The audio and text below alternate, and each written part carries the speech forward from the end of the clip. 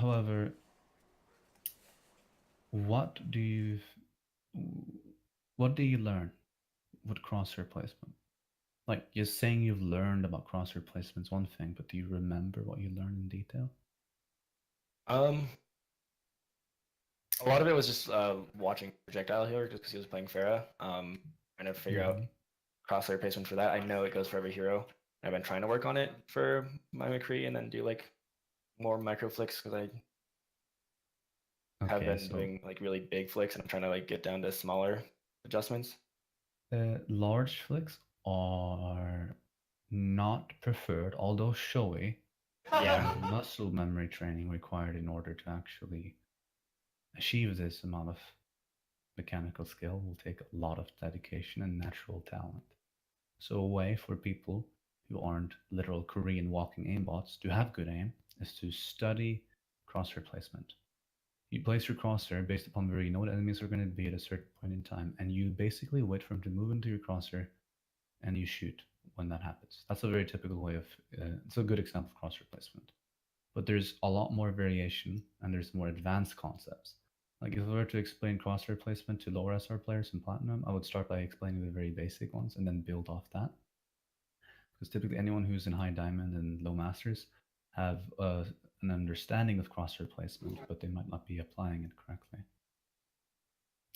So moving forward here, one example is aiming techniques that are to be used. Does everyone here know what flicking is and what tracking is, the difference between the two? Yeah. Yeah.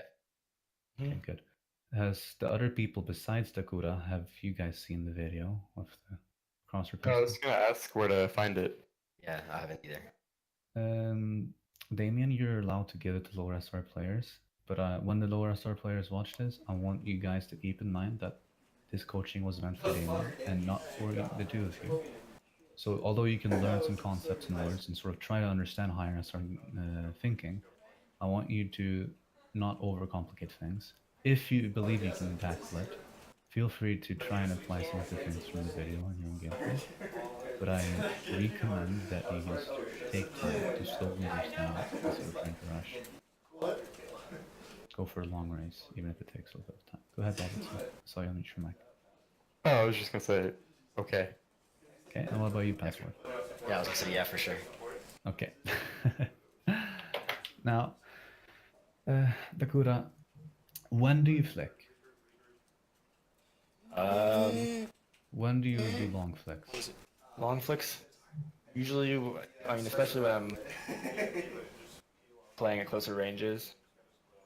Well, yeah, that's a Or good like, part in which long flicks would be beneficial, and because at close range their hitbox increases in size, right? The closer they are, the yeah. larger the flick, and that's why flicking can be beneficial at close range because you don't have to be extremely accurate like you are at long distances.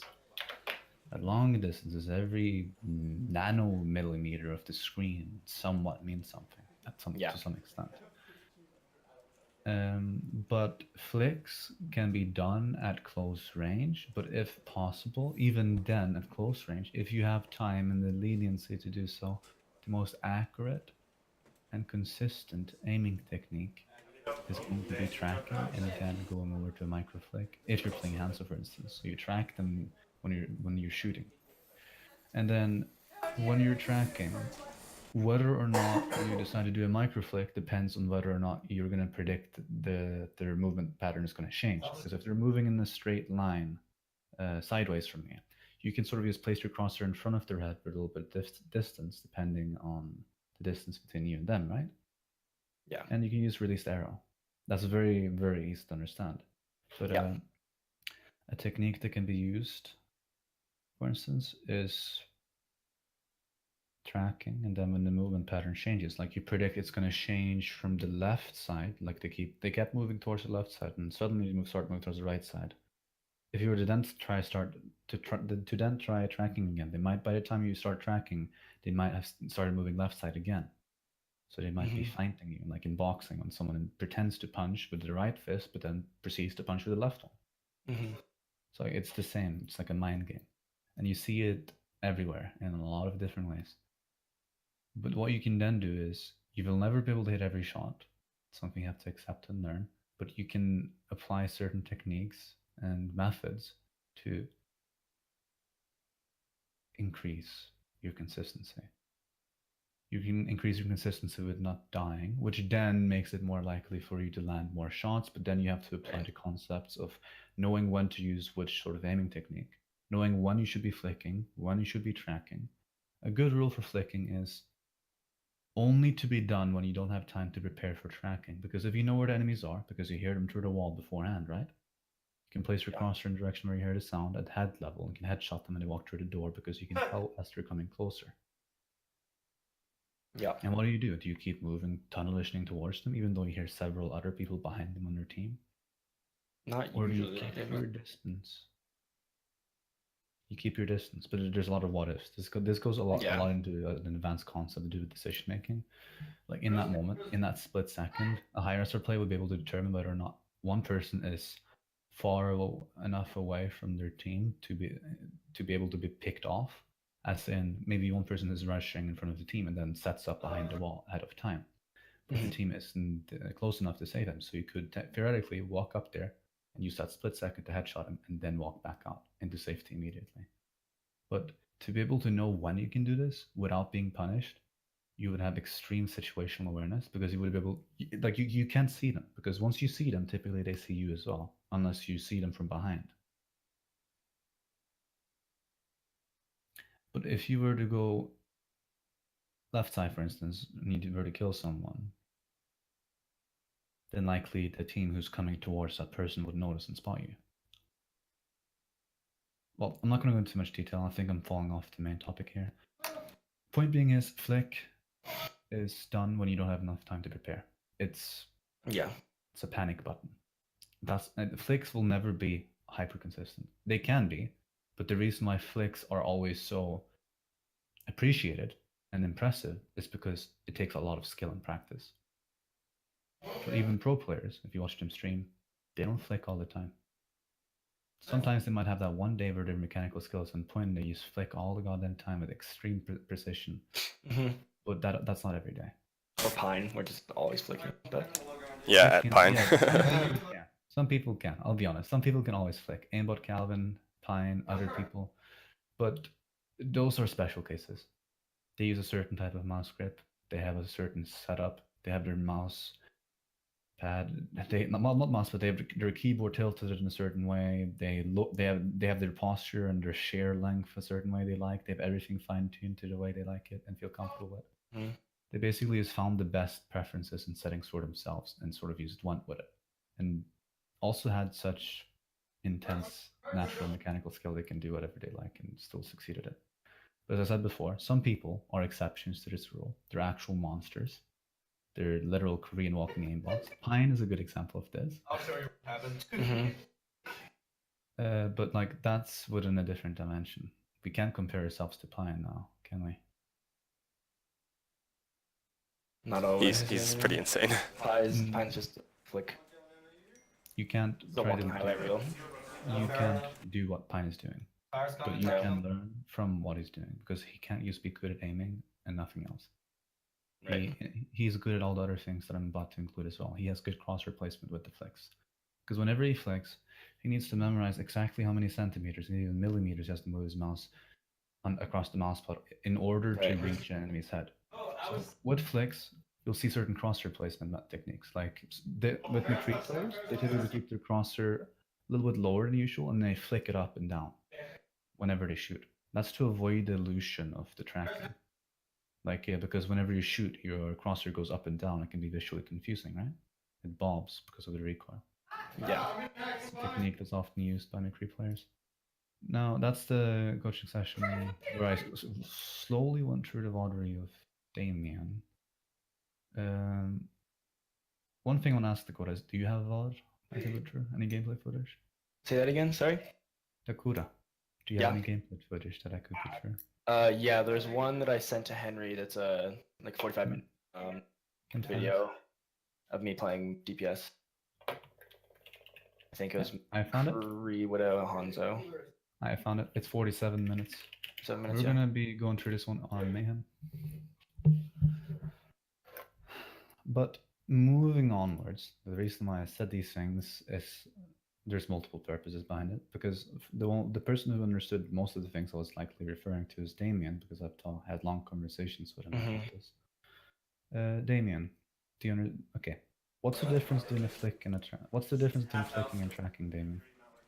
Flicking, you don't necessarily follow the target. You just kind of acquire it in an instant. It's muscle memory based on kind of one instant of the screen, and you see where your crosshair is, you see where the enemy head is, and you try and make that movement all at once. And tracking is trying to follow the target with your crosshair, and then sometimes use either microflicks or prediction to determine, or to try and guess where they're going to go in the next second or so when your projectile is trying to get to them, and aim that way. Yes. Now, one thing I can already tell is that with Damien, some of the things I wanted to teach you can apply over to Dakura, but Dakura's going to try to follow a different aiming technique concept from you. Although he will be using a lot of the same ones, he's playing pinpoint precision heroes like Widowmaker and McCree, which ultimately is not the same aiming as Hanzo. It's different. But you also play Hanzo, so you will of course use some of the things given to you. But concerning McCree, you will learn that aiming technique. I plan on teaching you that. But you have to understand that this aiming technique is probably going to be one of the more difficult things you will ever pick up. Okay. But I will teach it to you because this aiming technique requires much more precision than simple tracking and then flicking. It's an aiming technique that some Hanzo players use that are really good in top 500, but it's not as useful for Hanzo as it is for McCree and Widowmaker, because Widowmaker has hit scan.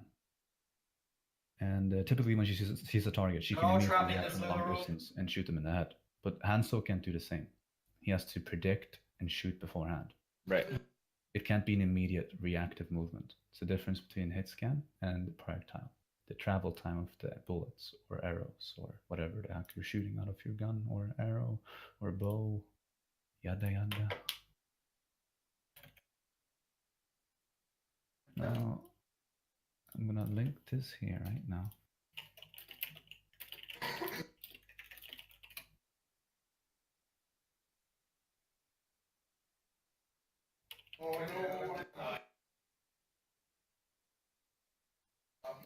Now I'm gonna send a link here. And I want anyone who has not muted their microphones to do so right now. Or to use push to talk, so you don't have to repeatedly mute anyone. Okay. Press the button when you're talking. It's another way you can do this as well, temporarily, because multiple people in call. And there's also a lot of background noise. Now, you're playing Hanzo. Maple is that guy. That's the guy who reached Grandmaster and almost scraped the bottom of top 500 Hammond only, isn't it? Yep. Max Maple. Who's Michokse? Is that another left off tank player? Michael. He's our main tank player. Okay. Okay, let's see how this goes. You're 6 stacking. Who's the Sombra in this situation? The Sombra, I think is Damien. I need to sign in to. That's you, Damien, isn't it? Lizer. Go ahead and register an account. You're going to probably need it. We'll do. If any of you have any questions, but you don't want to voice it out loud and be discreet about it, you can write it in the Vicer GG chat box, which will always be in the top right corner. I mean, bottom right corner.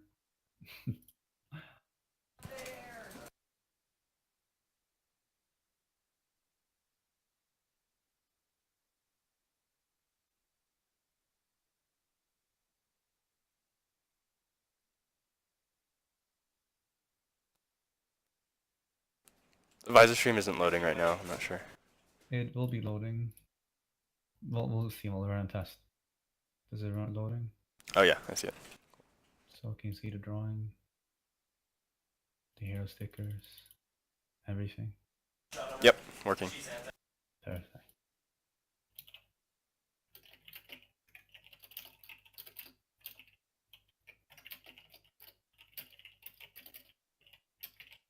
Now, let's start. We're going to skip the beginning phase.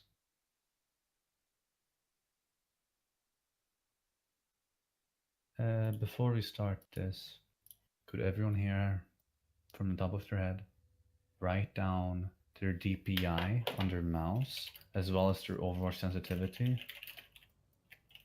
You don't Sure. have to say it out loud. Yeah. Just write it down in the Discord group TM. So you start with DPI and then Overwatch sensitivity.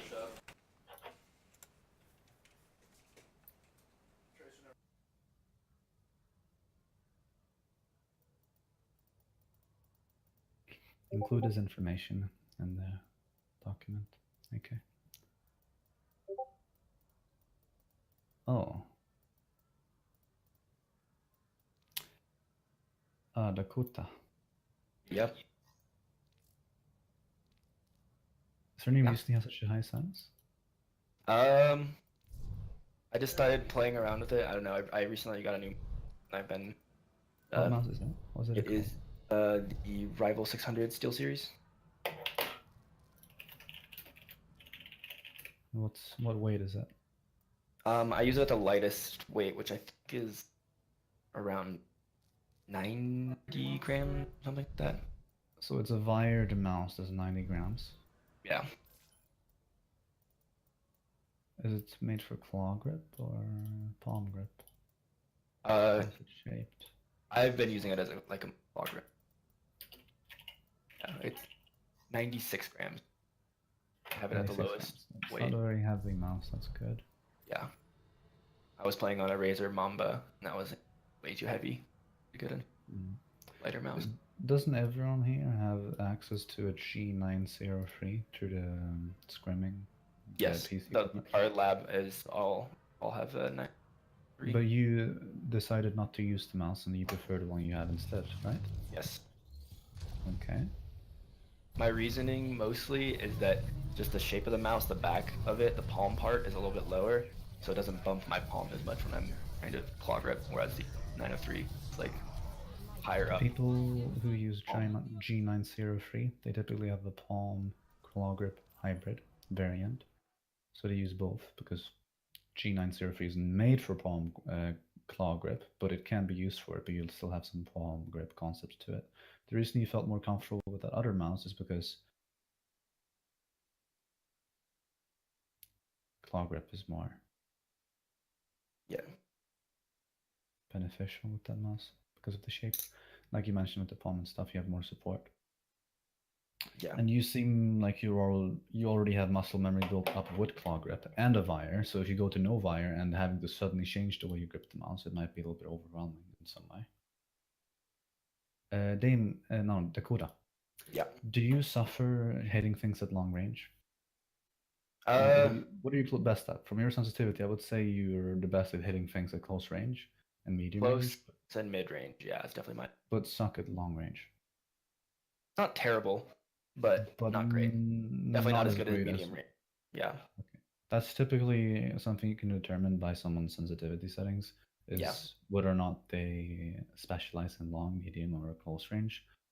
You can tell by their sensitivity. And in this case, not your sensitivity, but their EDPI. And EDPI, does anyone here know what EDPI is, by any chance? No. Don't know. It's effective DPI, so it's your DPI multiplied by your Overwatch sense. So that means you get the total amount. So for instance, 800 times 6 is the equivalent of 4,800 EDPI.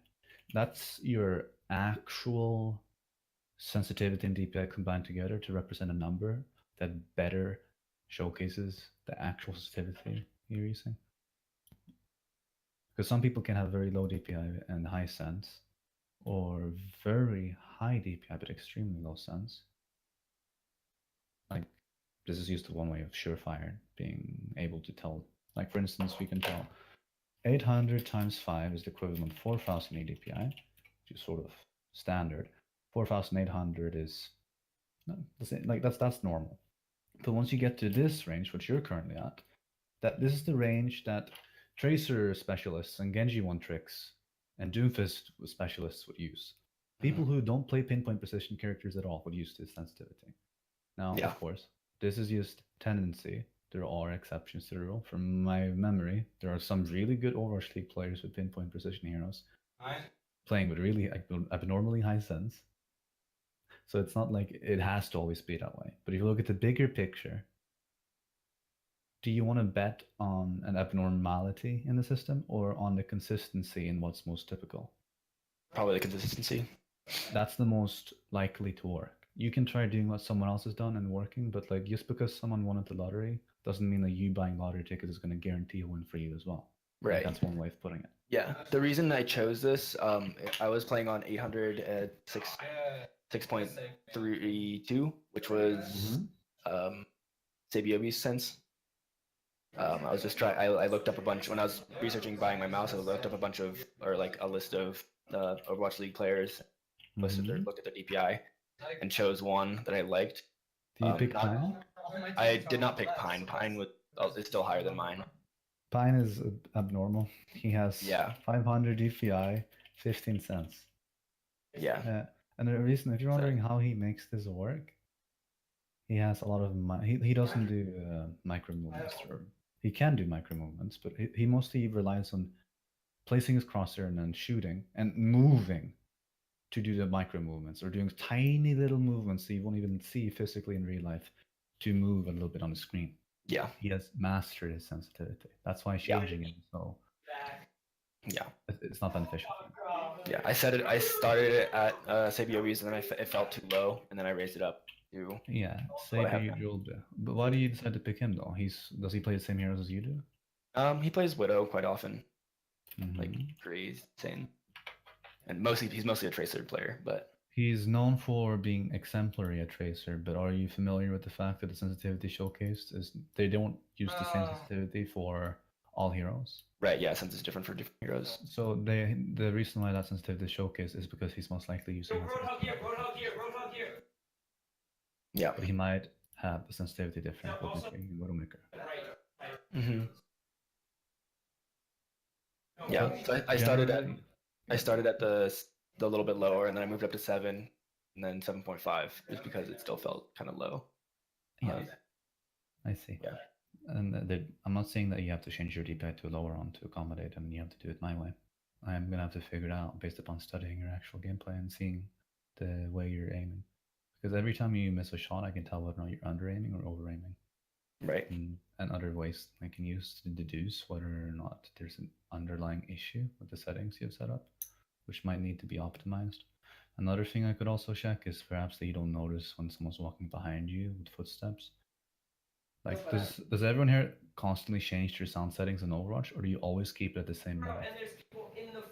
I usually have it just at the same level, at the highest. Highest, not always the best, but also good, yes, because you can differentiate between, because it's so loud when you hear enemies, and then you can just tell it's slightly lower with your allies. Yeah, I mostly keep Overwatch at the same volume, and then adjust Discord and master volume of the. Yeah, computer. Discord can be adjusted. Please adjust Discord so you can hear more in-game sound and still understand voice comms, but do not constantly change and fuck around with your Overwatch settings. Like, if you change your sensitivity too often, you're not going to build up muscle memory. Yeah. Which is very beneficial. You need to practice 180 degree flicks constantly. You have to try and get.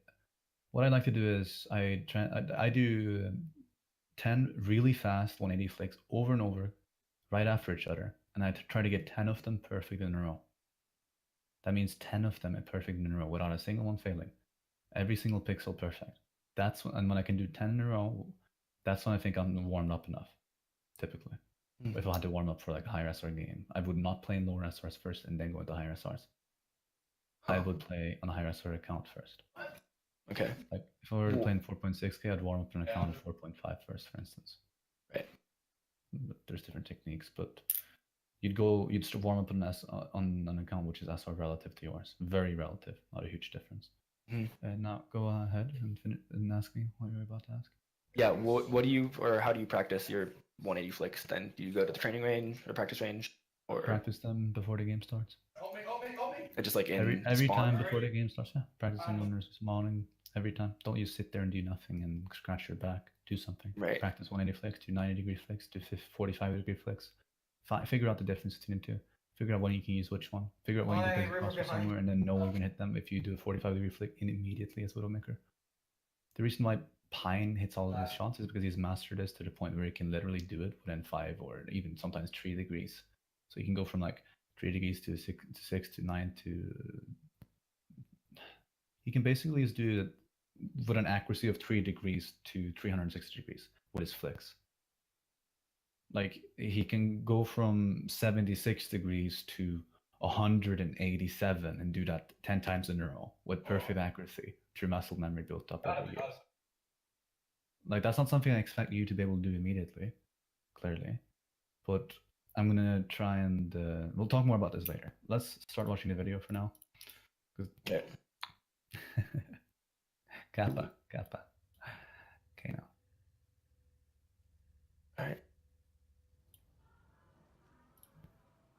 Now I'm gonna start the video. Is everyone ready? Okay, I'm starting it now. I'm so ready.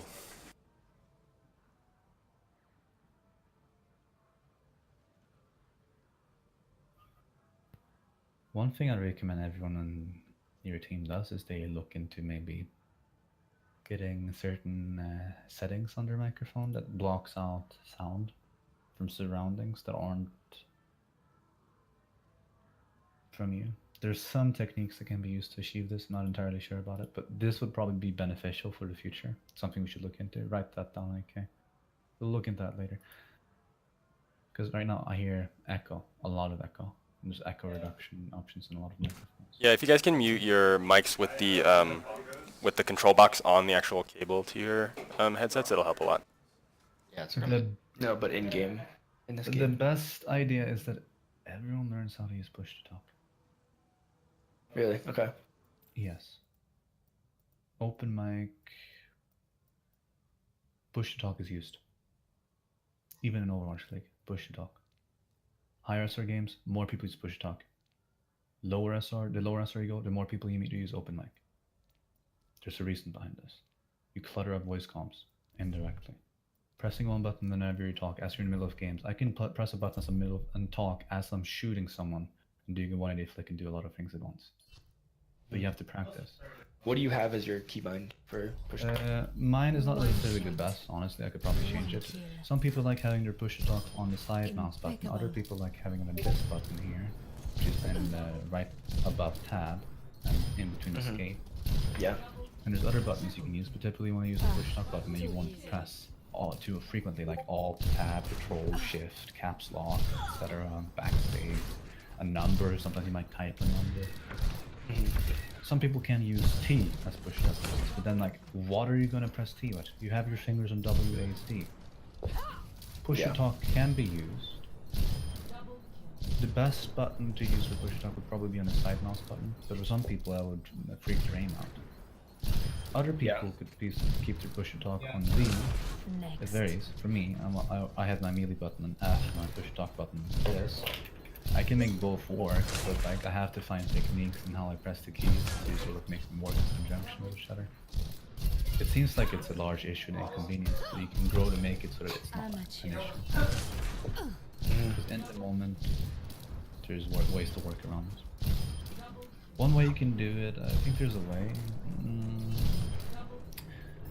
I'm not sure if you would ever want to do this, but you know a foot pedal?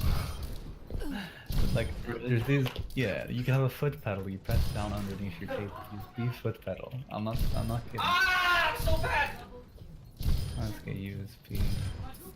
That'd be kind of cool, honestly. Yeah, maybe I'm sending a picture. I'm not entirely sure about this working, as I haven't tried it myself, but if there's anyone interested in trying it out, feel free to do so. Let me know how it is a possibility. That's not bad. That seems You just have interesting. it underneath and you just press it. Like you're driving a car and whenever you talk, you touch down. Like for some people, like to always have their feet firmed in the ground, a certain posture, but depends on the person, you know. But this would probably help you all. You could look into maybe bringing this up, but I recommend you buy one and test it to make sure it works the way you want it to. Because if you buy a lot of them and they're not working properly, be aware. For instance, I recommend you look into this. I have seen this recommended before for push to talk. I have not done it myself yet, so I can't guarantee the certainty if it's working. But it's worth looking into, and if you can't be sure, give it a try and see if it works, because it can be a great way to solve a lot of problems for you in the future. Just think about it. Now, moving onwards, I'm gonna keep watching the video. So crosshair placement already. Oh, I didn't mean to put the bash in there.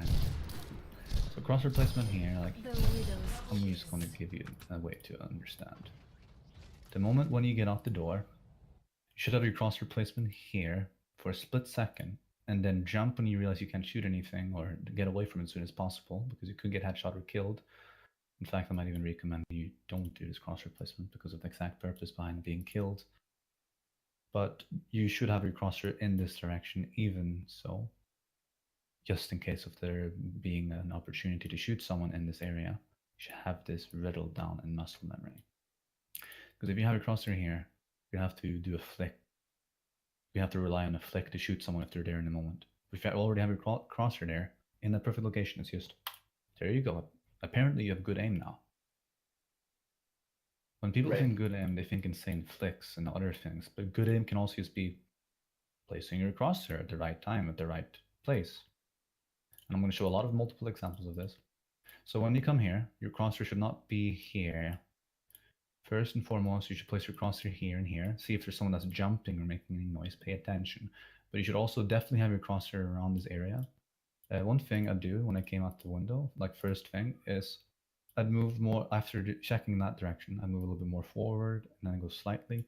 And you know that location up there where the Widowmaker tends to stand? Yeah. I'd check that location, and then I check every other location and pay attention to sound. I'd look up there and see if any red enemy outline blinks or glances for even a slight moment because they move sideways as they're crouching or anything. I have a crosshair placed and check every angle, every location. Has anyone here ever played CSGO before? A little bit, not much. Yeah, about an hour. When you play CSGO, crosshair placement is like you place your crosshair in every possible location where an enemy can be. So when you check a direction, if it's possible, you want to have cover from everywhere else. So you can check every angle one at a time without risking too much. That's what good positioning is. And that's also simultaneously what good aim can be. It's literally just placing your crosshair and moving yourself into good cover. Like the most basic ways of doing this is just shooting and then taking cover when you're taking damage or when you know where the enemies are. But if you make the right habits, you can look for where the enemies are beforehand. Have your crosshair there beforehand because you know where they tend to be on these maps. They're always on the high ground. Sometimes the Widowmaker's there. Sometimes there's a Hands on the high ground here. Sometimes there's a Tracer, someone flanking up here. Sometimes there might even be people hiding in this place right here, waiting for you to walk up or do something and kill you from behind. But you can't check every single possible location where they can be. That's inefficient. That's why you check the most common ones. There's a pattern. Up here should always be checked. Is Wharf that split second? You don't have anything better to do meanwhile whilst you're doing this. You're setting up for a pick. How are you going to get a pick? Where's the shield place? What sort of shield is it? Tell me if you can tell what sort of shield this is. Let's see if we can get the right image. What sort of shield do you think this is? Do you think this is a Reinhardt shield or an Orisa shield? Because depending on what sort of shield it is, whether or not you could do a hook shot from this angle or you had to pick a different angle, it really varies. Because if it's an Orisa shield, it's shaped differently from the Reinhardt shield. But at the same time, the Orisa shield can't move immediately like the Reinhardt shield could, right? Right. There's difference between the two. How do you take advantage of it? Which angle do you take? Where are the enemies behind the shield likely going to be? How many enemies are showing themselves? How many enemies are not showing themselves? There's supposed to be 6. Why are there only 2 people up here? Where are the other people? There's supposed to be 2 DPS players. You press tab. You see that there's a bunch of question marks and you can't see who's picked what or what hero. You start wondering. Yeah. You start asking the right questions. Just like when you walk around the corner, you put your crosshair in the right place because you make proper preparation. So cross replacement here, and then as you slowly walk closer around this angle, you should have your crosshair here because that's where the enemy is most likely going to be. That means as you're slowly moving around, like you'd have your crosshair slowly gliding as you see more and more on the wall. And if you see something red, you could react by flicking. For instance, here I would actually take the time to scope as this area slowly moves up, because there's a tiny chance of someone moving out of that door. And that tiny chance is significant enough for me to consider for that split second. Because if I don't consider checking that area, and there actually is someone there, that person's likely going to be the one killing me, as I'm not aware of them when I try doing something else. So if I didn't have the habit of checking this area first before I did other things, I wouldn't be as successful. I would be less consistent. Right. Okay. Does everyone here understand? Yeah. There's a process to these things. And it's this way for a reason. All the higher master players do this naturally, and they would never be able to express this to you in a way that you could understand. Even I have great difficulty doing it, but I work on it every day to sort of help explain. So here, crosshair should be here. Maybe heck, you could even place your crosshair up here. Meanwhile, because we already checked this location. But like, if you hear any sound or anything to indicate that there's someone up there, you have a gut feeling there's someone up there. You should look up there. Trust your gut. But right now, you're looking at the. You can shoot enemies through there, right? No. You'd have to rely on a flick if you saw someone there, and in most cases, if someone showed up in that split second for a few seconds, you wouldn't be able to react fast enough and shoot them in the head, then, would you? But if you had your crosshair there, it would be like, oh, they're dead. I didn't Right. even aim. This feels so easy now. Is it because I'm playing smarter, or because I made things more difficult for myself than I actually had to? Just playing smarter. Playing smarter, yeah, very true. Crosshair here. So look at the way he moves his crosshair now. He skips over this area, and this is sort of crosshair placement. You place your crosshair where they're going to be through the wall, and then you slowly move towards them. That's one way of doing it. Do you have any way in which you would do this differently from this person, AK? Well, would you can aim at the very edge, and then as you move, you like push your crosshair, like to stay Yes. on the edge. Yes, that's true. Now, AK, the one I'm asking, is my coaching assistant. But thank you for your input as well, Takura. Oh, okay, sorry. I didn't know. AK, if you're wondering, plays Widowmaker at Grandmaster level. So, I'm impressed. What was the question? The question is basically how you would check this angle. How would you move in slow? Would you move in slowly by you slowly moving around the corner and placing your crosshair there? I would generally be positioned further back. Why further back? Just because you can see more if you wait there. Okay, go ahead and show. Play the video. Right now, AK has control of the VOD review, if you didn't know. It's possible for people to change between each person has controls. Right now, AK is controlling. You can use this area and hide behind the wall or the building here. Or at the start, I would honestly be like kind of cautious of the high ground because there's often like a Tracer or Genji hiding in either of these high grounds. I also wouldn't peek until I knew they didn't have a Widowmaker or Hanzo. Or at least until I can confirm that, right? So when I find that out, I would always go to high ground after that. Okay. Okay, you're really quiet on my end. Can you turn up your mic volume at all? You could also right-click AK and turn up his user volume. Have you already done this? I turned it all the way up. I can still barely hear him. Okay. In addition to this, let me share my screen quickly and showcase something else. Look on Discord. You can do this. Click on user settings. And then you click on what is it called again? Voice and video. Then you put output volume all the way slightly higher if need be. That's something you can do in cases where he can't increase his microphone volume any louder than he already has. For anyone wondering, I'll tell you all a little bit about AK. When I first met AK, if you guys haven't already heard this story, he was below 500 SR, and he's one of the first students I've ever had.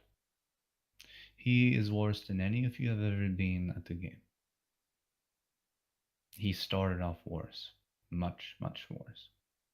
And he slowly climbed his way up. First time he did it through Mercy, but he tried playing DPS in the beginning, but couldn't.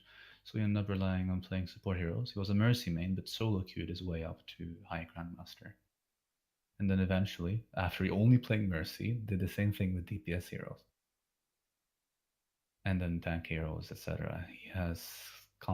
He's competent with all roles to at least Grandmaster level.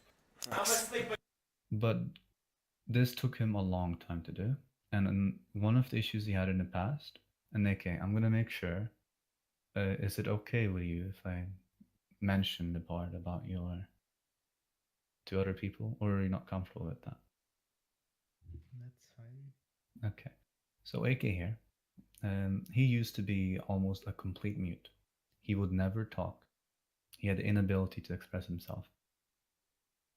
And it took a long time before he could move on to even speak and structure a single basic sentence.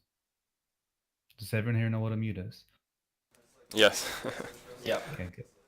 So understand, although he's quiet, he's doing his best. And AK, can you turn your microphone volume a little bit up? Or is it already maxed? It is. I'll just try and speak louder. Okay.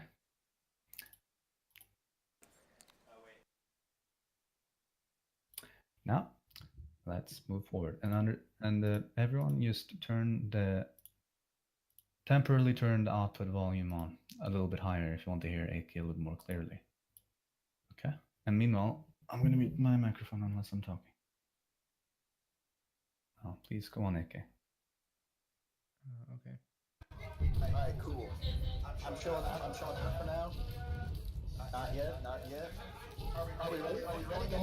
Go. So right here, I would have firstly pressed tab. So you can see their comp. From there, you can see they already have Hanzo. Now you can attempt to take high ground as long as he's not shooting at you, because if you're using grapple, then that means you can't be scoped in, right? So you could here try and go to the building behind you and using this building as cover until you can get that done. Not yet, not yet. Are we ready? Are we ready? Go. Well, it's okay. I got a fat shield here. Oh shit, you're anti. Sorry. I didn't know you were anti. You're good, you're good. Give me a second. Bump feels bad, it's an effect, I guess. It's Ryan's are nice. Zarya 1. Genji on me, help. H. Heal me. Oh, sorry, I didn't see the armor. No worries. So yeah, well, on this point, I find it kind of hard to get an angle at this part, only because like everything's so close. Usually AK. what I Can you take control again? I took control by accident. Yeah. I'm sorry. So normally what I do on this point is I go to the high ground and I either stand right here and take a few shots. Normally it's a bad idea because it's very easy to get spammed down there. But then after that, I go to the stairs on the side. And from there, it's very hard for the enemy to actually deal with you, where you can always jump back to the mega health pack that's over there. The one that's over here. Right. So it gives you a lot of time. If you get dove, you can always retreat. The payload's still right here. Your supports are really close by. And right now, they don't have their Hanzo, which is essentially your biggest threat. Yeah. Right. I didn't know you were anti. You're good. Give me a second. Bump feels bad, it's an effect, I guess. It's Ryan's are nice. Zarya 1. Genji on me, help. H. Heal me. AK, don't mind me. I'm going to take control here and I'm going to go over the things he's went over and see if there's anything else I might notice. Gonna add on to some more tiny details. Right here in this part, would you have spammed the shield here or would you have tried to headshot this Zarya? I should have shot the Zarya, but I was mostly focusing on the Hanzo, who was peeking, like pushing it through, like in front of the shield and backing up. Now, one thing I'm going to make you aware of is that a positioning advantage that a Widowmaker has is being able to kill people behind the shield. A Widowmaker should typically not spam the shield. Right. In fact, you should try to hold an angle to the shield where you force and pressure the Reinhardt to position himself in a way where the shield is larger, so it's easier for more of your teammates to damage the shield. Because other times they might barely use the shield to a certain extent, depending on what they want the shield to be. Like this use is different. Like this is level 1, this is level 2, this is level 3. And as Widowmaker, when you position yourself somewhere, the Reinhardt is immediately going to go from level 3 to level 2, meaning he's going to take more damage because the shield is going to be larger. It's going to have a higher hitbox. It's going to be easier for more people to hit it. And with people who have AoE abilities like Reaper, it's going to deal more damage even from a longer distance. Right. And other things like that, of course. But to apply this pressure, you got to understand that Widowmaker takes control of an area. She makes her territory. She has like a nest, sort of. She can play with the team, which is very good. I'll showcase when it was a good idea to play with the team and when you should have been playing on high ground here, for instance. Try to do a hook shot and then stood by the edge. Or maybe, like, if you were to go up here, you'd be further back and you could stand by the edge, but you'd be by this edge, for instance. Or you could go high ground, but you go to high ground that's up here. And then you try to get a certain angle. Maybe you'll just barely manage to headshot someone with a lucky hook shot.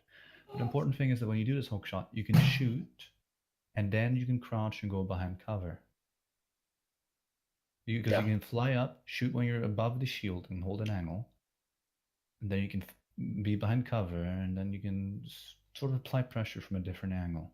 Then you can drop down from high ground, can move back to where you were previously. Like as an example, just gonna explain. Like this is a little more advanced perhaps, but I'm gonna show a static image of Dorado first spawn here. So let's say that instead of like the first part where you move the mid. You see where mid is here, right? So instead of moving the traditional route, you could like I'm gonna just draw a line to showcase what it would look like if you did what I told you to. So you'd go here. Then this is the red is gonna represent hook. Red, hook. Then you fly up in the air. And your cross replacement is gonna be green. Looking towards the people who are here, checking other directions. Even other areas when you have the time, like when you're positioned in this cover because you're standing after landing with the hook shot. If you didn't hit anything, you can take the time as you stand behind cover to check the other cover around you, just in case to see if there's someone around. Like in this case, I'm gonna clear the sticker and I'm gonna give another static image of the Dorado first spawn. Now I'm gonna be showing this theory. You're in this corner on high ground. You see the dot? And now here you can check a lot of different areas. You can check right here, check here. And you can even see other things, like you can look further more towards there, but it's covered and you can't see it from this image. But if you were in that position with the blue, you could look further in here and see other areas where enemies maybe might be hiding. Right. That's just showcasing that when you do this, you'd have the micro habit of doing this, checking these areas. Mm-hmm. Then moving on, showcasing what you could do next as an example, because the shield is always going to be in the same spot, spamming it with your team. That's basically that's not zoning. That's waiting for the enemy to walk in front of the shield. And it's very easy to just stand behind the shield and then shoot, right? Right, yeah. But what if you limit the way they can stand behind the shield? Because if you were to go up here and then hooked... How is that not a pin? Wow, okay. So if you were to go up here and that's Michael. You'll hear him a lot like that. I know. It's okay. It's good. And you hooked, etc. You could get a different angle, and you could hook in a lot of different areas. You could hook all kinds of places. Like they made a change in the PTR, so the Widowmaker you don't have to hook to edges anymore. Do you know that? Yeah, you hooked anything. You hooked anything you want. It doesn't have to be an edge, and which was a limit to the Widowmaker before with the hook shots. But now you can literally pick any angle you want as long as there's high ground. And you can see them and shoot them through that area. So theoretically, you could have gone in this direction. And you could have shot them, peeked the shield, done a lot of things. But now I'm going to move forward. I'm going to keep watching. I'm going to see how things played. I'm going to focus on the current water here. But like, from what I just told you, do you understand what I'm trying to say to you? Yeah, to really try to take better angles and yes, because if you optimize my effectiveness. If you watch Overwatch League, you'll probably never see a Widowmaker spamming the Reinhardt shield or a Orisa shield. Right. Yeah. They will wait for a Orisa shield or Reinhardt shield to drop, and then shoot in that one split second, if anything. Because if they shoot, what happens is, alarm clock, guys. Here's Widowmaker. I'm here to shoot you. Please position yourself in a way so it's more difficult for me to shoot you, or provide movement, which makes it even harder for me to shoot you. Or crouch right when I go for your head. Thank you very much. No problem. You want the element of surprise. You want to surprise your enemies. Right. You surprise them by ringing on a doorbell and then telling them you're going to kill them in 5 seconds from now when the shield is down? No, you don't. You do it when they're not even thinking about you. Most of the time when people get killed by Widowmaker, they don't expect it. I'm showing up. Right here. Hey, my name's Widowmaker, and so what's your name? Oh, you want to headshot me without any risk and I'm taking all the risk? Sounds like a great fair deal. Sign me up. For now. Not yet, not yet. I love playing a mediocre long range victory. It's okay. Okay, crosshair placement, like a lot of things you can see for improvement here. It's like, in this case, you know what enemies. To see the Zarya bubble there? Let's see. I got a fat. You could have hooked earlier, actually. So, It could have been high ground the entire time from the point when the diva went high ground, because the diva just created space for you on high ground. Right. Because when the diva went there, she effectively made so you could go high ground in this instant without risking the Hansel being like, I'm gonna kill you without taking any risk. Watch me. Drools over the keyboard. But like, let's it's see. okay. I got a fat shield here. You do a little bit late, so the people have already the moment of opportunity only. The moment of opportunity is only present for a certain amount of time. After a certain period, that moment is no longer there. You just missed that opportunity. Okay. You have to learn to recognize the signs of when to do so by being more aware. Like, let's pay attention to when the deal was. Let's look at what you were doing. Or if you could tell the deal was planning on doing this, you see this sign is all you need to know. It's okay. You see the Reinhardt's, like, I'll show you something in a little more detail. I can tell the Reinhardt there, he swung his hammer. He doesn't have his shield up right now. Yeah. Tell the Zarya used her bubble earlier. It's okay. A lot of details. I saw the bubble there being used. Fat shield here. And now the bubble's over. But like, the faster you can get wall hacks up, the better. And you just missed a lot of opportunities to get more ultimate charge and deal damage. In fact, if you look at that fight from a certain perspective, you lost that fight because of lack of participation. This was not a fight where a loss meant someone dying. It's a loss where it means they got more ultimate charge in total than you did. They dealt more damage. They're gonna get their ultimates in total faster than you. Right. And this is something you should pay attention to. So you're checking crosshair placement right now in areas where they're definitely not going to be, because you can already see there's someone here and they're not taking damage. The reason you can tell they're not taking damage is because they're... Look, this thing is green because they're not taking damage and they're full HP and whatnot. This person right here is yellow because they're taking damage, meaning and indicating enemies are in the surrounding area. Clearly they're going to be here. It's typical status quo for people to move and reposition themselves from being here to being around this area on defense. It's the normal way to do things. It's very predictable. They always do it because you have the poking phase. You get some ultimate charge before the fight starts, and try to stay behind the shield and get the ultimate charge you can for free. Because enemies on the attacking side are going to move in an easier way for you to get ultimate charge than for you, because you're high ground. You have the advantageous position. High ground is typically always the best position. Oh, shit. Right here, cross replacement criticism is when you did the cross replacement. This was good here, but as you kept dropping down, you should have had your crosshair here instead of here. Yeah. Because no one's body and the head level can be there. You shot there, but you didn't really even move your crosshair. Your crosshair was standing still at foot level. What are you gonna do? You're gonna grab a feather and go there and tickle her? Is that what a Widowmaker is supposed to do, or are you supposed to blow off their head? Trying to blow off the head. So do you like to tickle feet or like to blow off heads?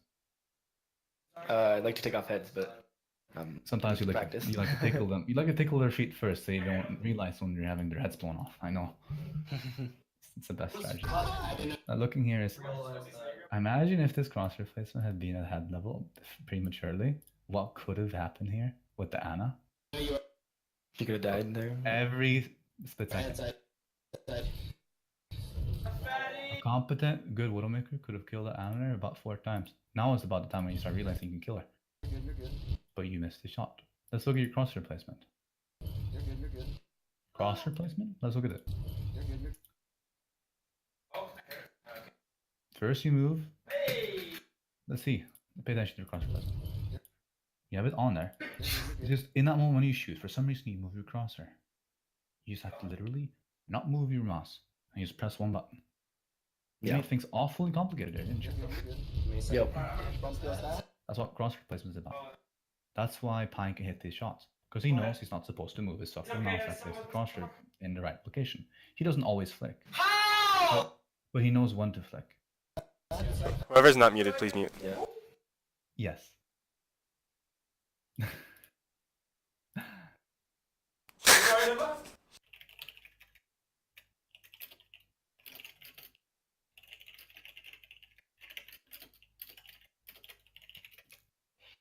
Now, moving forward. Yes. Here, cross replacement. This is when you notice. It's so easy to kill the Hansel. Why? Your fucking crossers in the right place. Is it hard to understand now why cross replacement is important and therefore related to good aim? No, it makes sense. Does it make more sense after I've shown it in the VOD? Yeah, definitely. Because you get to see it and you he's get some guy talking to you like he doesn't know what he's talking about. Well, you do know what I'm talking about because of my SR, but that doesn't mean I know how to express it properly. Right now I'm expressing it properly. Yeah, it makes a lot of Crosser is sense. good, but you got the shot. Now let's look at the difference between before and earlier. Yes. You move your crosser so little. You have such a high sense. Or the insane flicks. Oh, we're 1 minute in, I'm sorry. It's right there, nice. Now let's see. That right there, let's see. It's right there, nice. That was good. Zarya, what? Now, when this happens, the moment the Genji attacks you, let's see if you can pay attention to anything else. Turn the sound of Weiser up a little bit right now. Pay attention to sound. Before the Widowmaker stealth damage, you see anything up here to indicate that the Genji is coming towards her? It's right there, nice. Do you, what? Okay. Nice. Oh, I heard it. That time, yeah. Nice. The little jumping. Nice. Nice. Do you have a Genji on your team? Nice. No. Nice. Do you like ignoring Japanese men screaming in your backyard? Do you let them go in your house unattended? No, not usually. Exactly. Do you think it's a good idea to let a Japanese man walk into your house and make sushi? I mean, if you like sushi, if sure. they're invited, yeah, but no. But what if they're not making sushi? What if they're poisoning you with Yeah, really then tasty Japanese poison? Then Suddenly no. you start speaking in Japanese, you become autistic, and you don't have any friends. You have a body pillow in your bed. The list goes on. Okay, that's not a very funny joke, but like Zarya, what? Zarya. sound cues happen before they engage. If you determine the sound to engage, you can react like, he's coming. What am I going to do?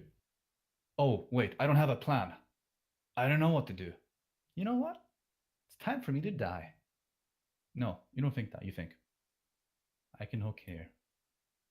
Let's count down every split second it takes for you to do that. How much damage you take and how much damage you could have avoided. Every little bit of damage you take, you increase your likelihood of dying. Zarya, The Genji, I'll tell you something. He snuck up on you without using a Swiss strike. He's planning on finishing you off with Swiss strike and then using it to escape. He can literally be where this person currently is with 2 Swiss strikes or so.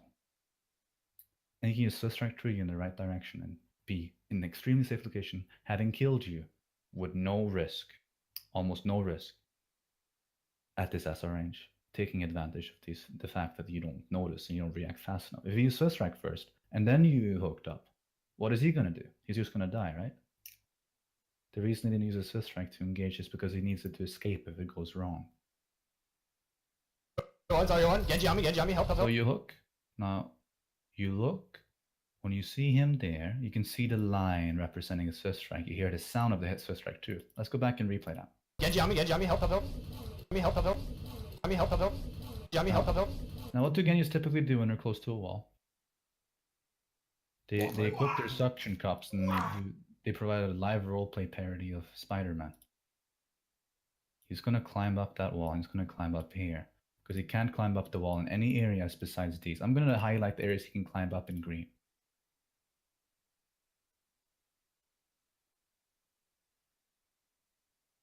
Here's the areas he can't climb up. Right. Pretty goddamn easy to tell the option he has. Which one is closest to him? The one right in front of him, yeah. Where do you think he's gonna go? To there. Let's see what he does. Wow, such a top 500 player, such unpredictable movement. No, in this case, he Swiss striked lower ground. In a higher SR game, that would have been a big enough mistake for him to get killed. Because that's how big of a mistake that was. If he Swiss striked to higher ground, he could have still potentially been killed, but it would be a much more minuscule chance because he had a smaller location where he Swiss striked then. In your case, you have Let's look. Genji on me, help, help, help. Now, one thing you should learn is that you should scope in when you're in the air. When you see him like this, first thing you do is scope, and then you get a few split seconds to place your crosshair on the enemy you see. So you first try to spot them as soon as possible. If you want to know how to spot them, pay attention to sound. It's difficult to pay attention to sound when you're in a scrim and there's an echo. So if you can't pay attention to sound, Genji on me, help, help, help. pay attention to visual signs to indicate where he is. Yep. And then naturally predict the most predictable thing in the world from Spider-Man. And then here, you could have a crosshair placed, and he will be moving basically in a straight line. Very easy kill. If you had proper crosshair placement, you knew he was going to do it, and you were aware in the moment. Now, all of these things are very hard to do, because you need to do it through a proper process. Even if you have good mechanics, if you're not aware of it when that moment of opportunity arises, because as I said before, this is a moment of opportunity. Do you think he's missing the moment of opportunity? I'm talking about the Widowmaker. Do you think the Widowmaker is missing her moment of opportunity to kill the Genji? Do you think the Genji is suddenly going to deflect headshot the Widowmaker when she's in the middle of there? No, he can't move. Do you think there's Or any he reason can't for her react. to not shoot the Genji right now, even if it's just SMG or right click dealing any damage? Yeah, think seems like a Anna good should idea. Try to deal damage to Genji or try to secure her Widowmaker being alive by healing her? What is easier, killing the Genji or keeping the 1 HP Widowmaker in your team alive? What is the Anna going to do? What do you think? Keep Widow alive? Anna prioritizes healing, does not prioritize damage dealing, which is why the Anna is good. Like a bad Anna in that case would have prioritized killing the Genji. But She should have been able to. She should have been able to sleep the Genji going up the wall, though. Potentially, it was very easy, but that's not something that she like. Think about it like this: if you're not good enough to do things like this consistently, and you use a very valuable ability with a certain long cooldown on things which are very uncertain and risky, you're gonna play worse, and then at times you're suddenly gonna play really good, because you try to take opportunity of the moment of opportunity, but you might not have the right mechanical skill, and you might be setting yourself up for failure. So that's why people don't do these things, even though they might see the opportunity. When they notice, it's too late. A good Anna, the moment she heard a Swiss strike, identified he was in high ground by the line of the Swiss strike, because you can tell by the line of the Swiss strike in the video that he's not going to go high ground. You can tell it's not high ground. It will be more inclined than presently is. It will be higher off the ground. Right. And when you see that, you know he's going to wall climb. And then you could deduce, I'm going to sleep him when he wall climbs. He has no other option. This is very easy. But like, a very important part about good aim is actually determining when the moment to strike is available. How do you know you can shoot someone? Answer that for me, Dakura. When can you determine you have an opportunity to kill someone? Like, you can't say it in expressive words, but already in your head, you can already sort of depict several images from the past. Like, imagining a scenario where you can tell you can do something. It's hard to put it into words, but you can see the image. It's happened so many times through several hundreds of hours of gameplay. Yeah, like it would make sense for me to SMG there. I was just trying to focus on being As alive. SMG is one thing, but you could have headshotted him. Even if you Yeah, didn't that charge that much, the headshot deals 2.5 times more damage. But that would have required a lot of mechanical skill, and not use mechanical skill, to be honest. Perhaps the one of the wrong ways to think about it. It's more like Game sense. yes, good aim without game sense is not actually good aim. Does it make more sense to you that I say this now, after explaining this? Yeah, that makes a lot of sense, especially like showing. I don't know. I feel like I'm still learning. I've learned so much every time I play, but do you feel like you learned something in a different way than you previously thought about the game? Just now, yeah, definitely. You got a different perspective about how you could perceive things from how you presently do. Yeah, for sure. That's good. That's the goal behind coaching. So I'm paid money. Now I'm gonna keep watching, and I'm gonna do a bit more fast pace, because presently we probably spend about half an hour and rolling them through 1 minute of footage. Yep. Am I gonna do this all the time? No. In the beginning, yes. Am I always gonna do 30 minutes for 1 minute of footage? No. but explanations are more important than watching something. I go into a lot of detail, and then slowly over time, I skip over the detail because I can't do it every time, and I start mentioning the more important concepts. But I want you to comprehend. I want you to understand. I don't want to point out your mistakes. I want to explain why it's wrong and what you could have done, what I would think in a situation, what I would do. It's not going to be something you can immediately do, but if you understand how I think and how I play, you're going to have a more realistic understanding of a higher SR player and how they play. And if you know what, have a better idea of what they're like and what they think like, it's easier to become like them, which will help you improve. Yeah. Moving forward. Can I ask you a question real quick? Of course, go ahead. Like for Widowmaker especially, is there a specific streamer you'd recommend watching just to like really start to understand better what they do? To be honest, watching streamers and all is something that I like doing, and probably there will be some.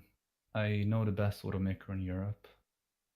I'm not sure if he presently is, but he used to be. He was rank 1 overbuff with Widowmaker. You know him because he lives in the same town. His name is Magician, but he's best in Europe, not a name, so you likely don't know about him. Pertaining to your question, and not off-topic rambling, if there was any good Widowmaker player to watch, to be honest, it's a little bit unfortunate because the best Widowmaker players, they're in Overwatch League and they're not streaming that much because of their contracts anymore. But back in the day, they used to. There are still some good players you can watch stream on Twitch.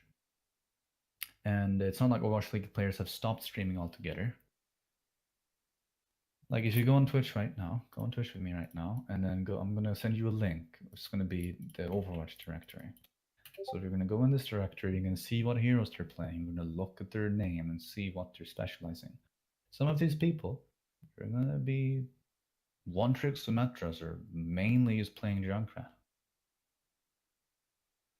But let's see, some of these people will be specialists, other people will play certain other things. But one person that I would recommend watching, if you want to improve on Widowmaker, is this guy, Boostio OV. Yeah, Boostio is nuts. He's rank 1 right now, I think. Yeah, he is quite good indeed. Listen. He's rather young. Wait, how old is he? 17. Like, the best players you'll see, they're too young to be in Overwatch League. Otherwise, they would be at that stage, and they would have that contract. They would be too busy to stream and do all those other things. He's in contenders, though, I think. So he's plenty busy. He's still busy, of course, but he streams a lot. Like, look, he streams 6 hours a day almost. You don't see any Overwatch League players doing that because they can't. He doesn't. He might not. Like, do you think Boostio goes to school? Probably not. Well, you could still improve and more. And doesn't mean you have to quit school or be good at the game. I'm not implying that, but when someone is extremely passionate about their craft, like Boostio probably went to school at the same time and then reached top 500, speaking theoretically, and he kept improving. But then eventually, perhaps at one point when he saw the opportunity through streaming and other things, he might have taken a year off after finishing 1 year of school or done something along those lines. Who knows? I can't say for sure. I'm not implying anyone takes a year of school or anything like that, by the way. I'm just explaining it because when you become at the top level, when you come close to it, you have to dedicate so many hours of practice every day to keep yourself at that level. Because otherwise you will deteriorate. You won't be able to keep it. Like, you can come back after a while and then build yourself back up, but you have to play. Like, if I want to reach top 10 again, do you know how many hours I would play a day? Take a guess. Like 5 or 6? Yeah, that's what I would guess. 16. God damn. 16, is that what you said? 16 hours a day. Sometimes I would play for 70 hours in a row without sleeping and eating that much. Take like 5 to 20-minute power naps every now and then when I'm playing too bad, but nothing besides that. And that's not normal, nor is it healthy, nor do I recommend it. But it's just to explain to you how obsessed and passionate some players are, and that gives them an inherent advantage by sacrificing other things.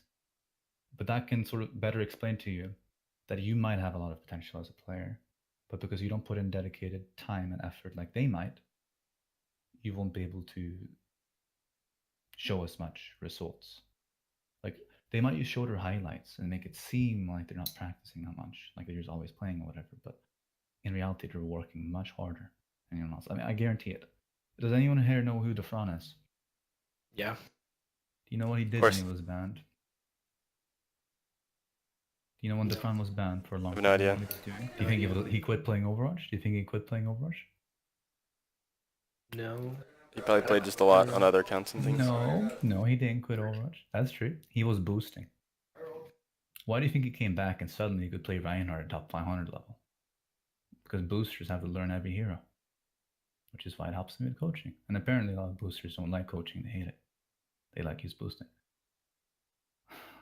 There are some other coaches who are boosters and stuff, but most coaches, they specialize in coaching. They don't have too much direct in-hand experience with the game themselves because coaching is a different subject. To become good at coaching, you have to be a specialist at it typically. You can't just go 1 foot in and just 1 foot out or whatever. You have to go all in.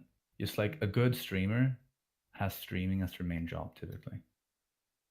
Just like if you want to become really good at one hero, you have to play that hero a lot. So like, what hero do you see all the time in Overwatch League? Almost no matter what. Well, it used to be Tracer, now say probably Widowmaker. It's not Hanzo anymore. It's Widowmaker. Why is Widowmaker always seen? Because Because if you these- hit that high of a level, you can have value on every map.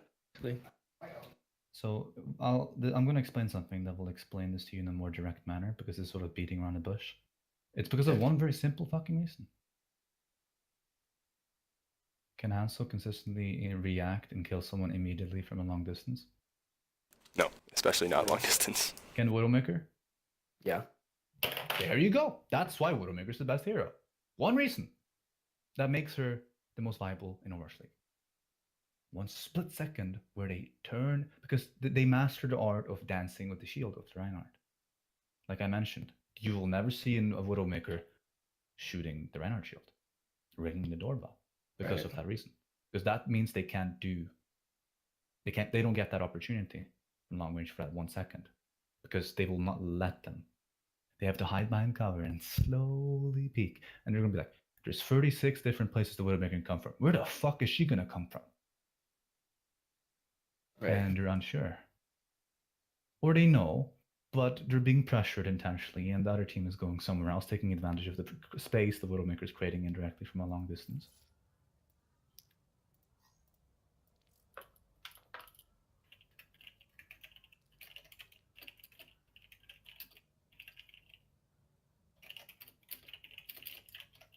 Okay. From now on, everyone here, if I cuss even once, please remind me immediately so I can apologize. Okay. I'm sorry. And I mean this seriously. Please do me that favor and remind me if I do. It's something that I have to work on. Although I'm being more casual and trying to reach you, I don't believe the cussing to be necessary. Moving forward, let's keep watching the VOD on vice.gg. But do you feel that your answer with watching a streamer has been answered? Yeah. Only one I can really think of right now is Boostio. Maybe even Caffrey, but depends on whether or not you like 8 inches or not. He's a good player. If you look besides that, he's a lot of hours Oh, on sorry, I the didn't see that right there. Lars.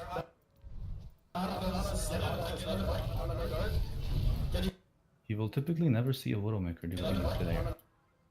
He will typically be the ones on far right here instead. Yeah. Because close range like this, it's like, look, when the Reinhardt moves in front of you, he blocks everything. That's the Genji, I think. Yep. Now you're Not there, I'm not there, I'm not there. Just 200 HP. Now what she did right there, that's what I wanted you to do when the Genji wall climbed up there, remember? Yeah. Try to shoot Go him. back and look. Go up and shoot. Even if you miss, make the effort.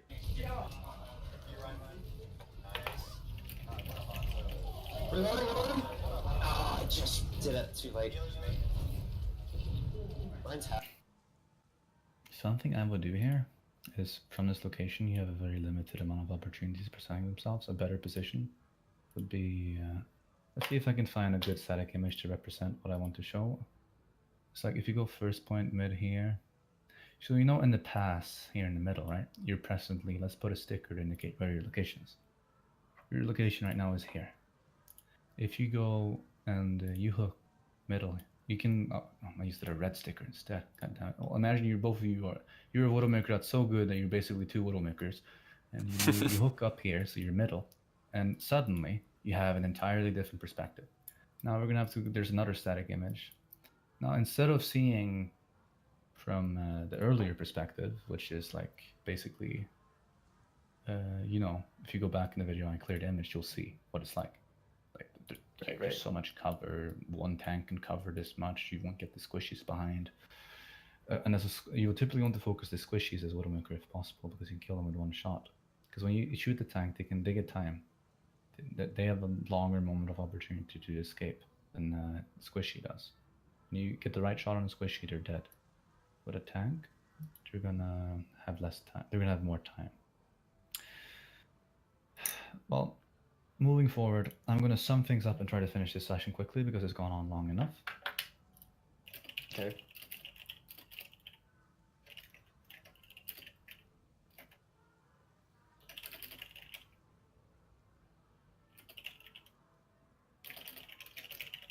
Okay, so this session will finish in 10 minutes from this point onwards. Does anyone have any questions they want to ask? Anything they want to bring up? And AK, did you record this from the beginning? Yeah, I did. Perfect. Did anyone else record it? Yes, I did. I already assumed you did, Damien. Now, moving forward, everyone here, I want to ask you all a question. Did you learn something new from this, even though you don't play Widowmaker much? Yeah, for sure. Especially about like that Genji wall climbing, like to look for opportunities in times like that, and if someone's trying to push you or trying to escape, then that gives you more chance to take shots at them because they're kind of out of position, especially on a flank like that. It's very true. Like they're pretty much alone, and back there was like Anna and Widow, and me on Sombra, I was back there about a quarter of the time. So the last time the Genji flanked, I was able to hack him before he could get back out. But just looking for opportunities like that when they try and take a 1v3 to get a sneaky kill, you can collapse back and kill them and then move forward again in a 6v5. Yes, it's very true now. Now, one more question I have to ask is, we didn't get to do much, it's all said and done. How much time did we spend on 1 minute and 30 seconds of footage? About an hour and a half, I think. A shit ton of time, not an hour and a half. The VOD really didn't start until there was like an hour or 40 minutes left, I think. Okay. But some of the things I said before, I want you to try and think back to what I said, certain sentences that were repeated. Like when you should use flicking, when you should use tracking, you'll use realize that there's so many things to learn, but everything you learn can be connected together. And once you properly create a web of knowledge, you can then apply it, but you have to learn one thing at a time. So everyone here might feel like suddenly there's so many things to learn, but the most important thing is that you learn the right thing. Because you might understand, oh, there's more to learn, and then perceive it as such. But then when you try to actually learn it, you might be like, I didn't improve from this at all. Why? And then you'll blame yourself. That's what another coach, and typically the issue with most coaches is they don't follow up with helping you with the teaching. They leave most of the understanding and comprehending what they're providing to the students themselves, which is not necessarily a bad way to do it, but there's also better ways of doing so. I want everyone here to, Dakura, you just accept my friend request on Discord already, because this part includes me having you as a friend. Okay? Yep. Perfect. Now, for everyone's information, there's approximately 6 minutes and 19 seconds left. For reference, I want everyone here to make a goal. I want them to write to me what that goal is and update. Treat me like a diary. Don't be scared. Just write to me daily like I'm your goddamn father or grandmother. I couldn't care less. I'm already spammed by several people on Discord anyway. Not that like that's a bad thing, but even if you spam me on Discord, it's never necessarily going to bother me. So don't hesitate and don't feel like you shouldn't. There's no such thing as a stupid question. You're free to ask anything. There's no limit. There's no, don't DM me, don't ask me, don't do this or that. I can ask and answer questions, It might take time, but the answers will come eventually, as long as you keep repeating them over and over, which you might have to be stubborn about. If I am going through a busy period of time and might be unavailable, which is probably not going to happen too much from this point onwards. I'll let you know if it does happen, but moving back on the topic, the goal you can pick can be summarized in either a sentence or a word. You can write a paragraph, you can write an essay for it, and I would still read it because I love reading about Overwatch. But if anyone here had to pick a goal, now I want you to think carefully. You can be indecisive right now, or you could already have an overall idea of what you should work on. If you do have an overall idea of what you should work on most right now, does anyone have any idea what they should work on first? That to pick only one thing. It could be very simple. For me, yeah, for me it would be working on crosshair positioning, trying to find better angles. Placement. On Widowmaker. Yeah, find Yes. better angles or better positioning, and try to work on crosshair placement for Yes. squishies, That's especially. that's very good. So you start with cross replacement, and once you're finished with the cross replacement, you've got one line, and then you can move on to target prioritization. You can move over to trying to make it a habit to react faster to when the Genji starts moaning behind you. But like you start with that one thing, and then you give that time. You're not going to put a lot of things on your boat. You put one little needle on there, put another one, put a third one, put a fourth, fifth. But you take your time. You give each of them your qualified amount of time, because the most important thing when being taught or learning something is you have a strong basic foundation. If you try to learn a lot of things at once, inevitably you might try to create shortcuts. You might get lazy, you might get complacent, you might not apply all of them together as well as you might be, or you might just want to give up altogether due to the lack of success. So set a tiny goal with micro goals along the way towards a larger goal, which can be something as simple as just going up 100 or 50 or 20 SR even. And you'll get there eventually. But don't set your ambitions too high. Start really, really small. Just learning and then applying a little bit more of what you've learned. Like as an example, Damien, after learning the cross replacement things, you mentioned it was much easier to hit things, right? Yep. That's because you're taking more advantage of those moments of opportunities. 2 minutes and 52 seconds left.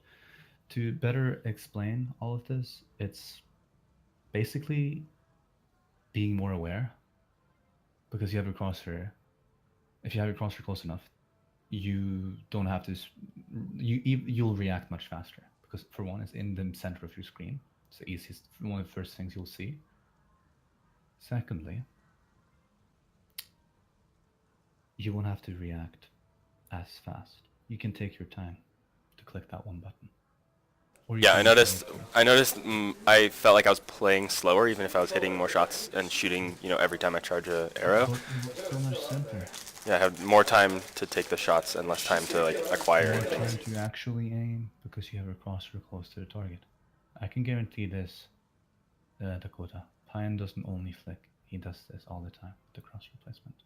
But because of the flick, he excels at the one thing which makes Widowmaker possibly one of the greatest heroes in the game: instinctive, reactive flicking in the moment. Remember? You know what I'm talking about, Dakota? Exactly. Yeah. That's something he specializes in. He's very good at. But theoretically, the best Widowmaker is not Pine, it's Lynxer, or some other people. It's up to debate. But overall, who would you say is the best Widowmaker? Speaking out of curiosity. 1 minute, so 20 seconds. Any other questions there? I think I have a lot to work on and know how to do it. So, okay. So what about, I see. What about you, Pensworth? Do you think you learn anything from this? Yeah, for sure. Crosshair placement is definitely a new concept. Very true. 1 minute and 3 seconds left. Boppison, do you learn anything from this? I think you're muted, man. Bob, you're muted. Either way, sure. Everyone. I hope. Okay, everyone yeah, my mic was muted on like the analog side. Yeah, I played CS:GO and I used the cross replacement in CS:GO like that, but I didn't even think about it for CS or Overwatch. So I'm gonna work on that. predicting where enemies are gonna stand. Yes, it's a very good point in case. Now, I'm gonna have to leave in about 20 seconds, but to sum things up quickly before I leave is everything I said before the water review started, I had a plan and intention behind it. It was to mentally prepare myself to be in the state and mind of a coach. It was not unnecessary rambling altogether. I mentioned everything that I knew I would have to bring up, so it would be fresh in my memory because I know I have short-term memory issues, so to speak. I likely don't have as good memory as most of the people in this call, but I do my best to work on it. And now I'll have to leave. And that's what I said there is also an answer to a lot of questions you might have about believing you don't have enough talent. There's always a way to work around not having enough potential and talent. You just have to be smart. You have to think outside the box. Now, see y'all later. And it was fun coaching y'all. If you have any questions, don't forget to DM me. Bye. Thanks for the time, Lars. Thank you. We don't know.